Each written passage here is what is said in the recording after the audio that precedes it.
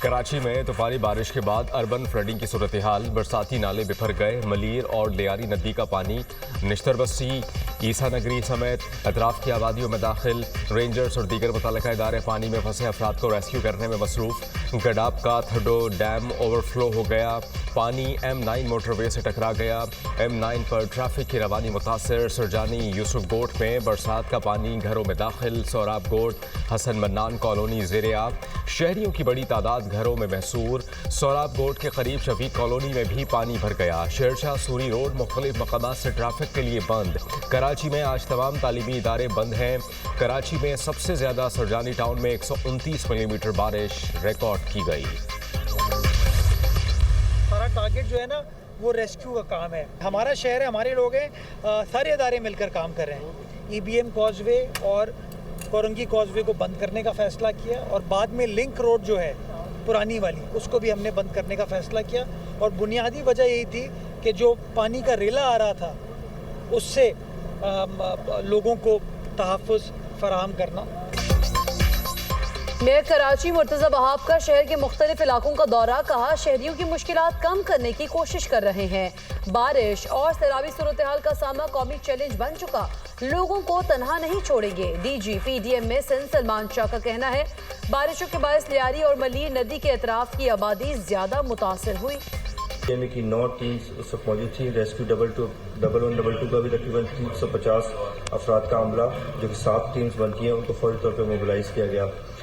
اس وقت تک تقریباً 350 لوگ جو ہیں وہ نکالے جا چکے ہیں۔ مین آپریشن جو جاری ہے وہ ہے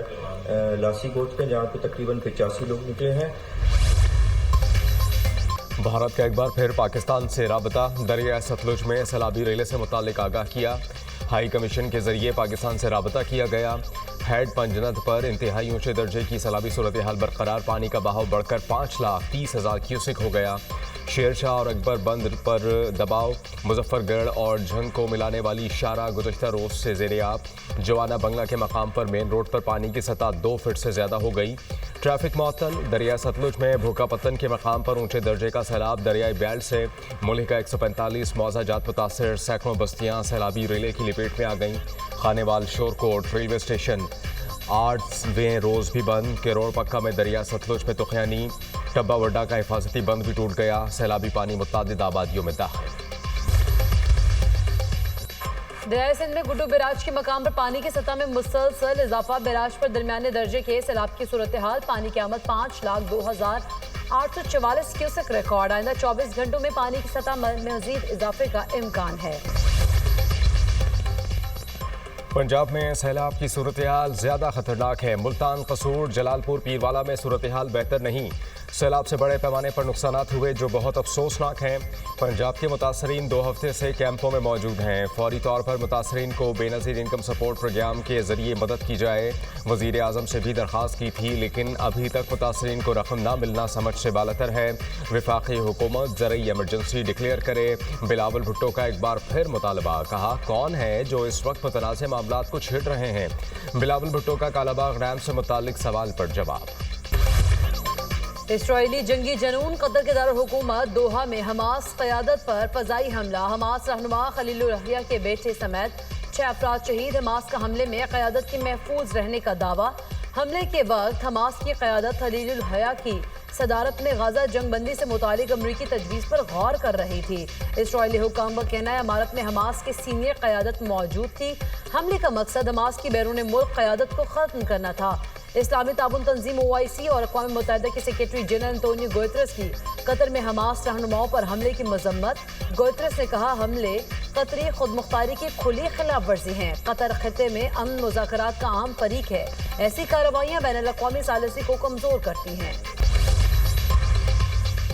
قطر پر حملے کا فیصلہ اسرائیلی وزیر اعظم کا تھا، امریکہ کو اس پر افسوس ہے، بمباری سے متعلق ہمیں اطلاع نہیں دی گئی، قطر خود مختار ملک اور امریکہ کا قریبی اتحادی ہے، دوحہ ہمارے ساتھ مل کر بہادری سے امن قائم کرنے کی کوشش کر رہا ہے، حماس نے غزہ کے عوام کی بدحالی سے فائدہ اٹھایا، امریکی صدر ڈونلڈ ٹرمپ کا قطر حملے پر رد عمل، اسرائیل کا حملہ خود مختار ملک میں یک طرفہ بمباری تھی، پینٹاگون نے ٹرمپ انتظامیہ کو دوحہ حملے کی اطلاع دی، امریکہ اسرائیل کے حملے کو اپنے حکمت عملی کا حصہ نہیں سمجھتا، ترجمان وائٹ ہاؤس کیرولین لیوٹ کی نیوز بریفنگ۔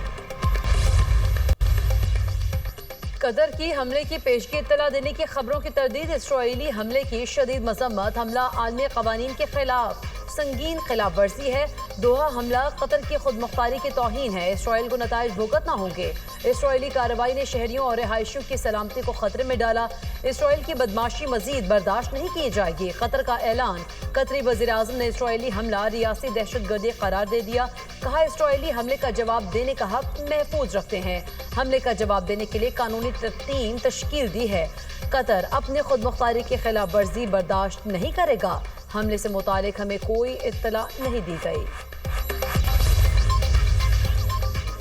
وزیر اعظم پاکستان شہباز شریف اور امیر قطر شیخ تمیم بن حمد ثانی کے درمیان ٹیلیفونک رابطہ، دوحہ میں اسرائیلی بمباری کی شدید مذمت، قیمتی جانوں کے ضیاع پر اظہار افسوس، شہباز شریف کی قطر کے عوام، شاہی خاندان اور امیر قطر سے اظہار یکجہتی، کہا کہ اسرائیلی حملہ بزدلانہ اور قابل مذمت اقدام ہے، اسرائیلی جارحیت قطر کی خود مختاری اور سالمیت کی کھلی خلاف ورزی ہے، اسرائیلی اقدامات خطے کے امن و استحکام کے لیے سنگین خطرہ ہیں، پاکستان قطر کے ساتھ چٹان کی طرح کھڑا ہے، وزیر اعظم کا دو ٹوک موقف، امیر قطر کا پاکستان کی حمایت پر اظہار تشکر، پاکستان اور قطر کے رہنماؤں کا علاقائی امن و سلامتی کے لیے رابطے میں رہنے پر اتفاق۔ سعودی عرب سمیت کئی ممالک کی قطر پر اسرائیلی حملے کی شدید مذمت، شہزادہ محمد بن سلمان کا امیر قطر سے ٹیلیفونک رابطہ، ہر ممکن تعاون کی یقین دہانی، ترکیہ کی بھی حملے کی مذمت، ترک صدر کا قطر کے امیر شیخ تمیم بن حمد ثانی سے ٹیلیفونک رابطہ، طیب اردوان کا کہنا ہے قطر کی خود مختاری کو نشانہ بنانا عالمی قوانین کی خلاف ورزی ہے، آسٹریلیا، انڈونیشیا اور جاپان کی بھی اسرائیلی حملے کی شدید مذمت، آسٹریلوی وزیر خارجہ نے کہا اسرائیل نے خطے میں کشیدگی کو بڑھا دیا، انڈونیشیا کا اسرائیل کو جواب دہ ٹھہرانے کا مطالبہ، جاپان نے اسرائیل کا حملہ قطر کی خود مختاری اور علاقائی سلامتی کے لیے خطرہ قرار دے دیا۔ نیپال میں کرپشن اور سوشل میڈیا پر پابندی حکومت کو لے ڈوبی، نیپالی وزیر اعظم کے پی شرما استعفیٰ دے کر ہیلی کاپٹر کے ذریعے فرار، وزیر داخلہ سمیت 4 وزراء بھی عہدوں سے مستعفی، مشتعل مظاہرین نے وزیر اعظم ہاؤس کو آگ لگا دی، نیپالی صدر اور دیگر اعلیٰ حکام کے گھروں پر بھی حملے کیے، پرتشدد مظاہروں میں 21 افراد ہلاک اور سینکڑوں زخمی ہو چکے۔ امریکی صدر کی روسی معیشت پر دباؤ بڑھانے کے لیے چین اور بھارت پر 100% ٹیرف عائد کرنے کی تجویز، ٹرمپ کا کہنا ہے کہ روسی معیشت کو تیل کی فروخت سہارا دے رہی ہے، چین اور بھارت روسی تیل خرید کر بالواسطہ طور پر ماسکو کو مضبوط کر رہے ہیں، ٹیرف میں اضافہ کر کے روسی صدر پر اقتصادی دباؤ ڈالا جا سکتا ہے، امریکہ یورپی یونین کے ساتھ مل کر سخت تجارتی اقدامات کرے گا، ٹرمپ بھارت پر پہلے ہی ٹیرف دوگنا کر چکے۔ D G I S P R lieutenant general Ahmed Sharif Chaudhry کا مری کے تعلیمی اداروں کا دورہ، طلباء اور اساتذہ کے ساتھ نشست، اپنے خیالات کا اظہار کیا، طلباء نے افواج پاکستان کو قوم کا فخر قرار دیتے ہوئے کہا کہ پاک فوج نے ہر مشکل وقت میں وطن کا دفاع کیا اور کرتی رہے گی، طلباء نے اس عزم کا اظہار کیا کہ نوجوان نسل پاکستان کے روشن مستقبل کے لیے پر امید ہے، جھوٹے پروپیگنڈے سے بچتے ہوئے ملک کی ترقی میں مثبت کردار ادا کریں گے، اساتذہ نے طلباء کو اپنی فکری ذمہ داریوں کو سمجھنے اور وطن کی خدمت کے لیے بھرپور تیاری کرنے کا پیغام دیا۔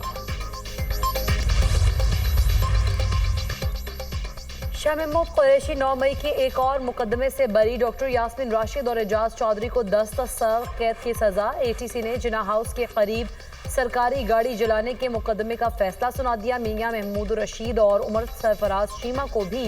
10 سال قید کی سزا، عدالت نے خدیجہ شاہ کو 5 سال قید کی سزا سنا دی، روبینہ جمیل اور افشاں طارق کے الزامات سے بری، اے ٹی سی جج منظر علی گل نے محفوظ فیصلہ سنا دیا۔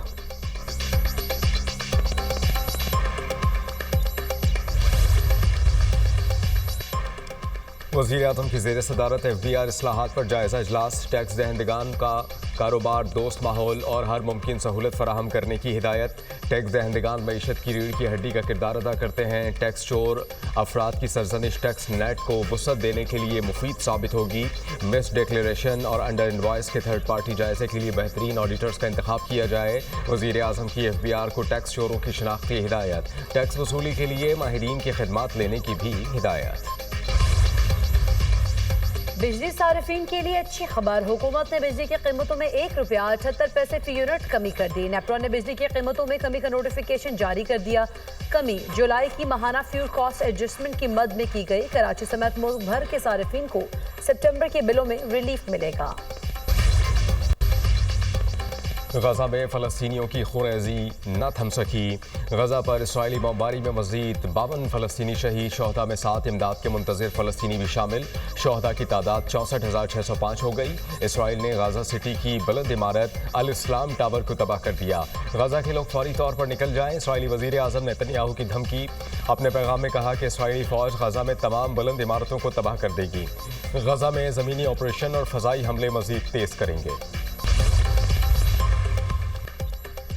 लंदन में एक और इसराइल मुखालिफ मुजाहरा, सैकड़ों अफराद का डिफेंस एंड सिक्योरिटी फेयर के बाहर शदीद एहतजाज। मुजाहरीन का इसराइल को फौजी मदद की फराहमी बंद करने का मुतालबा, शदीद नारेबाजी। कहा बरतानिया इसराइल को हथियार फरोख्त करके जंग में शरीक है। इसराइल को हथियारों की फरोख्त बंद की जाए। मुजाहरीन का जमीन पर बैठकर पुरअमन एहतजाज। फलस्तीनियों से इज़हार यकजहती किया। इसराइली हमलों में शहीद अफराद के नामों की फहरिस्त भी पेश की गई।